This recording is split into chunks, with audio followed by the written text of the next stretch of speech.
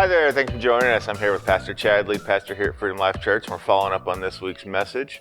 Part, what are we up to, 8 of Galatians now? Something like that, yeah. If you missed it, make sure you go onto our website or look at the link right below this on Facebook, and you can find the link to get to our website that has yesterday's message, plus the whole series, plus everything else you've done. So, if you can't get enough of Chad, just go to our website. And should we add like a hotline for like help down at the bottom of the screen, dial the number? I don't think you'd get any calls. But anyway, so we're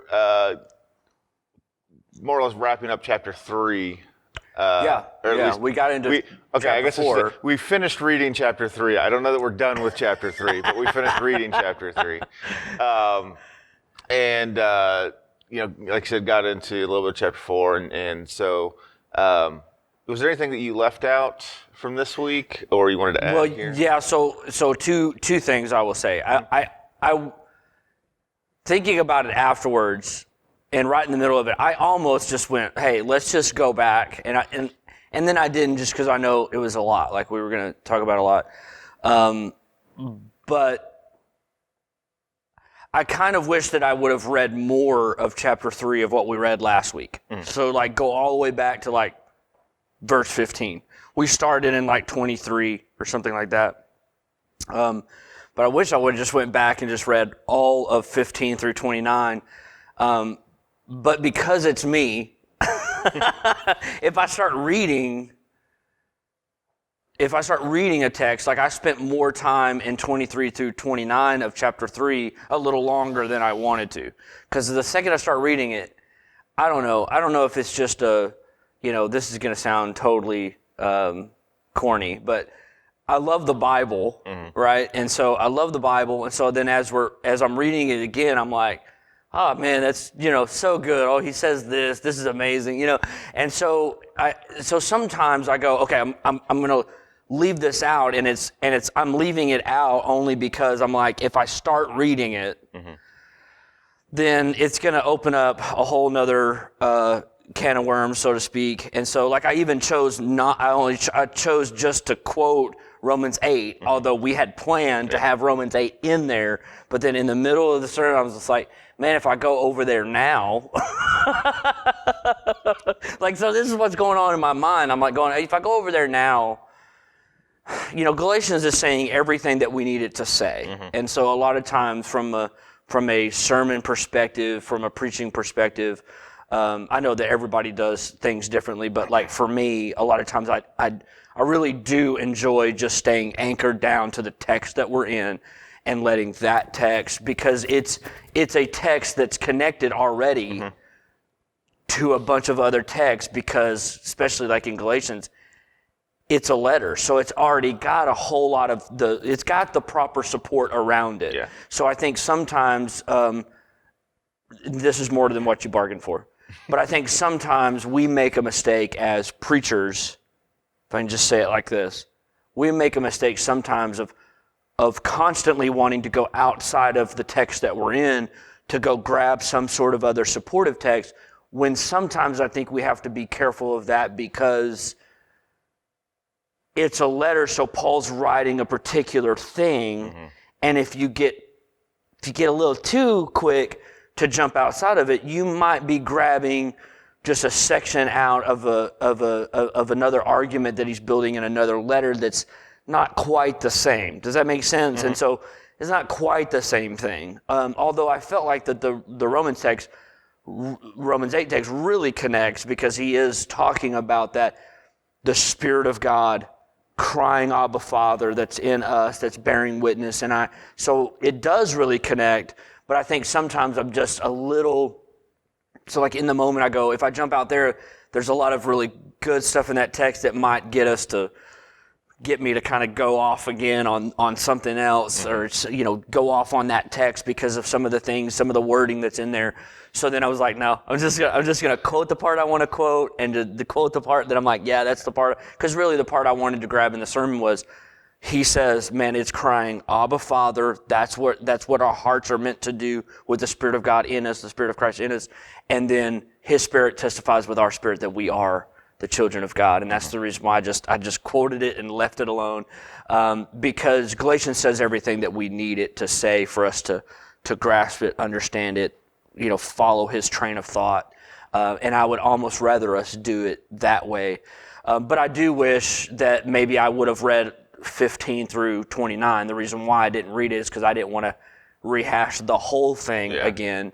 But there was so much setup to lead us to where he goes in chapter 4 and kind of how he switches it, which is kind of what was our focus on Sunday, really switching the concept between God just being the judge that's signing documents to God's the Father hoping to adopt. And I really wanted us to see that, and I think we did. I'm not saying we didn't. I'm really hoping that everybody walking away or everybody that listens to the sermon, watches the sermon, will feel that. But I felt like maybe if we would have went back and read a lot of those annul words, a lot of those ratify words, a lot of those, and you could probably feel it, especially now that I'm saying it. If you listen to it, you could probably sense it just by listening to me that I really was like thinking about it, like, oh, we should have just went back and just read that whole section too, because that's where a lot of those kind of legal terms are, and it paints that kind of courtroom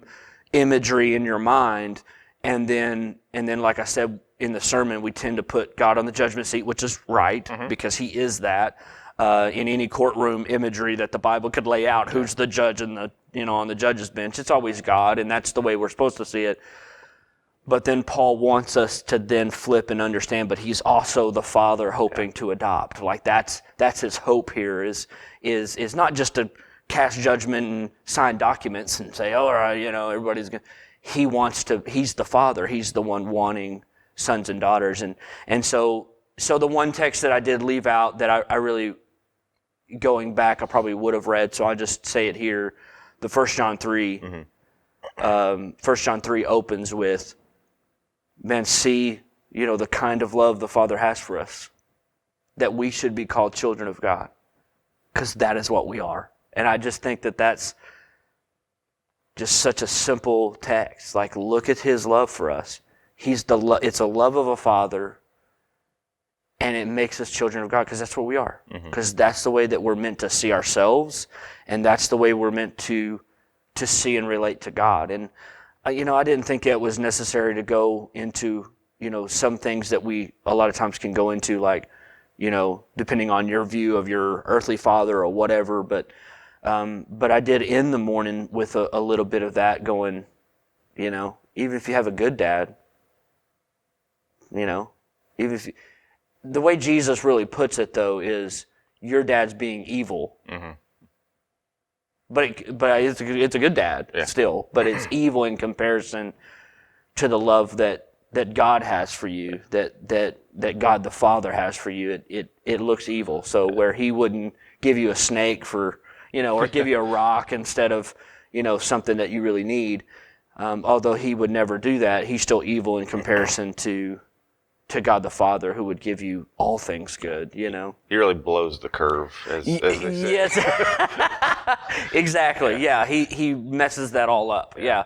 Absolutely. And so I think that's really where I wanted us to land, and that's really what I wanted us to think about. And so, so a part of me left the 15 through 22 text in Galatians out, although it really had most of the legal terms, most of the document terms. And I felt like a little bit like maybe some that haven't been tracking with us that were in there maybe had a harder time catching up with us at first.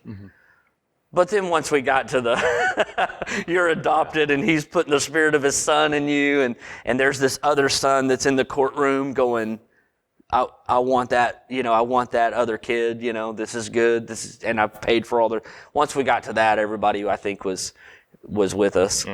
So, but all the other jargon can get a little messy anyways, which is another reason why I was like, I'll just leave it out and kind of talk about it. But I almost, if I went back and did it again, I probably would have read it all. And just so we could feel that a little bit more, feel the kind of legal aspect of it, and then putting God in the seat of the Father, I think is is a really beautiful way to see it. So anyway. Yeah, and the book of Galatians, at least this first half, I think it's 6 chapters. Yeah, 6 chapters. Yeah. So the first half, it's a bit of a roller coaster ride. For it's, hey y'all, how you doing? You dummies. Yeah. Let's get legal, and then hey, here's the love that you're missing out on. Yeah, he like opens the back half of it like, okay, you're supposed to be a son, Yeah. I've said all this other stuff, Yeah, it's a lot like you were talking about, you get punished, and then there's the, hey, come here. It's okay. And so he's just reflecting God in that. So, I as I mentioned, we're halfway through. I don't know that we're halfway through the series. Probably not. We're close. We're close. We're gonna have a few larger chunks, but yeah. So there's plenty more to come. Lots of great stuff already out of this. Anything in particular you're looking forward to? Oh, yes. All right, don't miss it. But, stay tuned. Yeah. No, it's actually out of a conversation that actually me and you and Ronnie, who people can't see right now, but he's behind the camera. He waved at you, just so you know. But it's a conversation that we had. It's actually, and Ronnie ended up sending me this video. So we had a whole conversation, like, we could do something really dumb and like leave the camera on and have like the after follow-up video conversations. But most of the time they're just whatever, But last week, Ronnie actually just kind of threw in a thought after we were done, and then we started talking about some stuff, and he mentioned this video, and then he sent it to me. It's a great video. I'm not going to spoil it here, but it's going to come up in chapter 5. And so I almost did it this week. I almost added a sermon this week. But then I thought, no, there's a great idea in chapter 5 that I'm going to put that in because it's just fascinating. And it's in regard to how we talked a little bit about how we relate to the law a week ago towards the end, and then in the follow-up video we talked a little bit again. But we're going to get to that in chapter 5 because the back half of Galatians is really built out to help us as Christians continue. Chapter 3 kind of introduces that, like, don't go back, and like that's what we were talking about. Don't go back to being a slave when you're meant to be a son. So don't go back to the law, when you're meant to just be righteous in Christ. You're meant to find a righteousness that's not of your own. Don't go back to prison when you're meant to be free. Like, don't do that. And the rest of the book is really calling us to that and what it's meant to be, but then how we relate to the laws of God and fulfilling the law of Christ, which we'll see in chapter 6 and things of that sort. So it's building.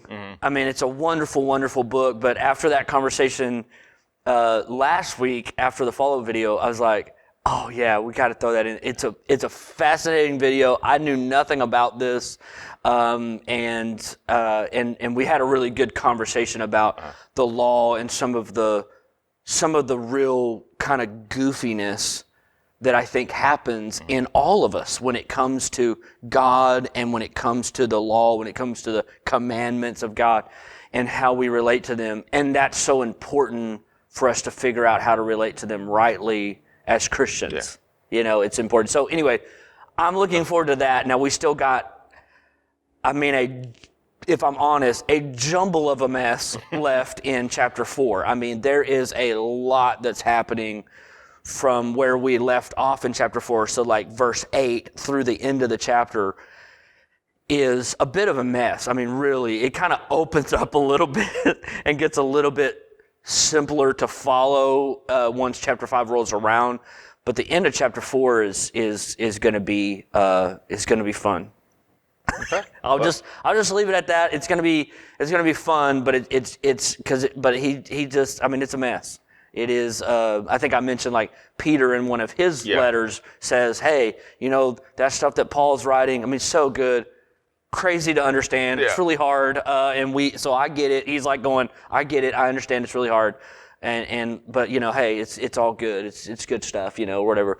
This is hard to understand a lot of it just because of the wording and stuff that Paul is using and kind of the weird angle of an argument. But it's really awesome what he is building, and then the payoff we get in chapter 5, chapter 6. It's really great. So I'm looking forward to it. That sounds good. So make sure that you're coming in or tuning in to keep up with things. And if you, like mentioned before, if you missed this week or any of the previous weeks, go on our website. You can catch up on that. But then again, this Sunday, we've got more coming up. Anything new? So I would just say pay attention. If you're on Facebook, follow along with us. We're also going to be, we'll put out some videos and stuff like that maybe this week because, technically phase 1 of reopening is changing, but I know me and our elder team will be talking this week a little bit more about where we're going now, and so we're really hoping that maybe we can get at least our big kids back in Freedom Kids kind of back open again. There might be some restrictions or different things that we'll have to, but so just stay tuned because we don't know exactly what that's going to look like yet, but we're working out the details, and so hopefully we can get things kind of continue to move forward and all of that. So it's a developing situation. It is a developing. And we're so ready for it to be over, so that we don't have to think about phases and whatever. But we really want to do our part to reopen well and to continue to kind of grow. I know everybody's begging for coffee, and so we have a serious problem here at Freedom Life Church, and we're gonna have Coffees Anonymous and start a new group and all of that because we obviously have a real issue. But me included, I'll be in that group for sure. Hi, my name is Chad, and I have a problem. But we're hoping to get some just continuously taking steps forward to get us, really back to who we are as a church. And we had, so many people here on Sunday, which was awesome. Most of them were like, we're just ready. We're so sick and tired of all of this. And so we're here, man, we're ready to go. So that was awesome, and so we're kind of on that. We're kind of on the cusp of kind of getting ourselves, but we're just going to continuously take steps and move forward and get ourselves kind of back where we have everything that we normally have. So. Yep. So again, make sure that you are watching for those announcements as they come. Things. It's a very fluid situation. Things could change all of a sudden. So keep an eye out for that. And again, we'll be here Sunday, 10:30. So come on out and join us if you can. If you feel more comfortable staying at home, make sure you join us on the live stream. Yeah. So we'll see you then. See you.